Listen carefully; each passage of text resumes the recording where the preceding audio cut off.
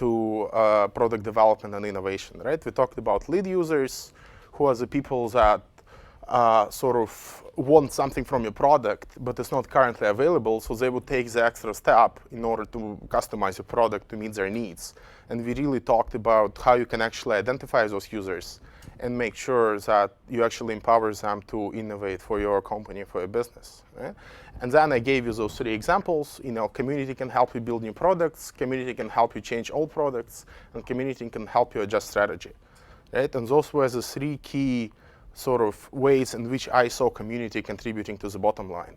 And I'm not really going to go into all of them in as much detail as I did on Wednesday. You have, I think, links to most of them on actually EGC's website. I think Elisa put them there, right? You put links to most of them. So you can go check them out, right? I'm not going to talk about many of them in detail. Open source communities designing t-shirts for themselves, open source communities designing shoes for themselves, and then ranking on which shoes need to be produced and which ones shouldn't be. Designers being compensated. Same with software. I showed you, lots of examples of companies which actually, found the ways to do it. So I'll just skip, I think, all those examples I gave you. Again, maybe just mention the one of the dimensions where companies on purpose release the code for their products, right? Again, which I talked about on Wednesday. And then completely outside communities, complete outsiders start using that code for mashups. So they would take the Google Map code and create something new on top of that code, right? And I showed you examples where people used the Google mashup code to map, for example, all crimes happening in Chicago in particular neighborhoods, where you're creating a site which is now browsable by the type of crime, by index, by many other indicators. We've seen that website where people are mapping, the locations of happy hours in particular cities, right? Where you can actually go, enter the name of the city and actually see where the happy hour is happening. We've seen the same website for Wi-Fi, right? Where people are mapping the locations of free Wi-Fi spots, right? Again, Google did that. Google released the code.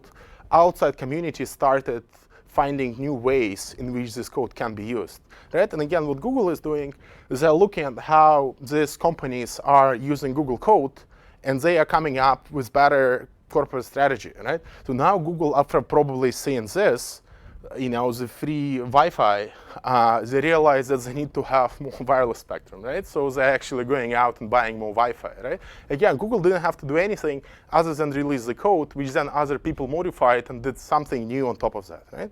Again, a very interesting article just in today's New York Times about how this whole mapping process is changing the way we even think about maps, right? Google didn't have to do anything. Open up the code, put it on the website, other people come in and develop it. Skipping that. Oh, that's where, anyway, skipping that as well. Again, that's the cartoon I mentioned, right? How Google is actually driving innovation, right? How 3 mothers talking what their sons want to do, right? And that's, again, releasing that code, somebody steps in, develops a product, Google then goes out and buys that company, right? It's a very interesting approach as well. All of that I'll skip since you heard about that. We talked about prediction markets quite a bit. And again, that's a book I highly recommend to everybody on written by Chicago Law School professor Cass Sunstein, particularly talking on how companies can incorporate prediction markets for innovation, for either launching new products or for just incorporating the wisdom of crowds in their decision making. Okay, I have 5 minutes. How many of you know Dig? I think Dig, what Dig does, users submit links and short description of stories, and then other people can sort of vote on those stories, and then as a result, you get the front page, which is sort of created by users, right?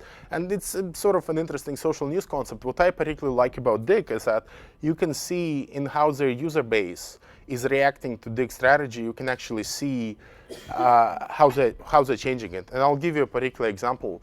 There was a very famous controversy in May when somebody published a string of numbers, that key, on Dig's website. And that was a key which you can use to unlock the DRM protection of DVDs, right? So you can actually use that key to unlock, DVDs. right? And Dig started removing it because they thought, they would get into major legal trouble because that code is posted on Dig. What users started doing, they started reposting that code almost every minute. Whenever they would delete it, users would come back and post it again. People started reposting it on their blog. People started producing T-shirts with that number. The community said, you either leave the code on the website or we just quit Dig. And the first reaction of Dig founder was that we should remove the number from the website and do everything to clean it up. 2 days into the scandal, he understood that if they really do that, the community will go away. The community will get so pissed off that they're just going to ruin the whole project, which has been very successful up to date. So the founder actually came out and said, we are not removing the number. We let it stay, and whatever legal trouble we get, let it go. If they force us to close down, we close down. Right? So the users, in a sense, completely changed the corporate strategy, 180 degrees almost, because they forced Dig to do whatever they thought was necessary. And this is sort of user democracy at best. The other two examples also have to do with Dig.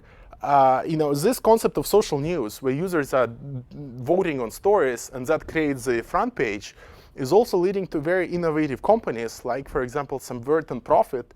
What they do, they actually pay those users to vote on particular stories. So they call themselves, we are the crowdsourcing black market, right? So those guys managed to find a way in which they can actually pay diggers in order to dig stories for which a client pays them, right?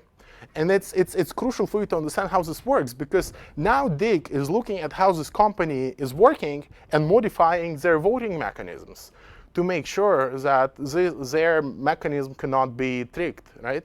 So those guys are making money. Dig doesn't like it, but Dig is spending lots of time understanding how, in particular, they work in order to make their platform better. Right? So again, one of the examples where the bad guys are doing bad things to Dig, but Dig is very smartly looking at those guys and learning from how their system can be used for other purposes. Again, there were many articles how people were buying votes on Dig.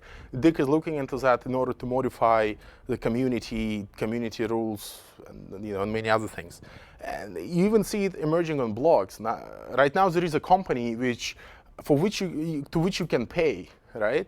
Let's say $25, and this company will find 100 people who will comment on your blog, on your post, right? And you can buy those comments in bulk. You can buy, 1,000 comments, right?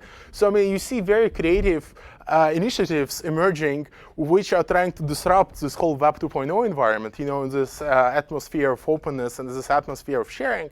And again, you see the good guys fighting back. So they would eventually come up with some system in which they would be able to evaluate the commenters, right? So you wouldn't be able to comment if you got paid for it, or you would need to disclose that. So again, this is a good thing because it sort of changes the way WordPress or Google or any other blog hosting company would think about how they should go about comments. I have 2 or 3 minutes, and I'll probably end here. I have 3 major pieces of advice, right? When you, as a news organization, right, when you think how to create a community, I think 3 major questions exist which you should deal with. The first question to me, and the crucial one, is how you can make how to make community innovation granular. What I mean by that is how you can reach the same level as Wikipedia, where every comma that a given user contributes to Wikipedia counts. You see, Wikipedia works in a very good manner. It doesn't matter. You can contribute a very little amount, and that would already improve Wikipedia's bottom line, right? If you go to any article and just put the comma in the right place, it already makes Wikipedia a better product, right? So whenever you think about user innovation, you have to think, what are the rules of engagement, right? How can you make the barrier of innovation as low as possible, right? So how can users come to a website and do something very little, something which is not, equal to writing 5 articles, but still contribute to a bottom line.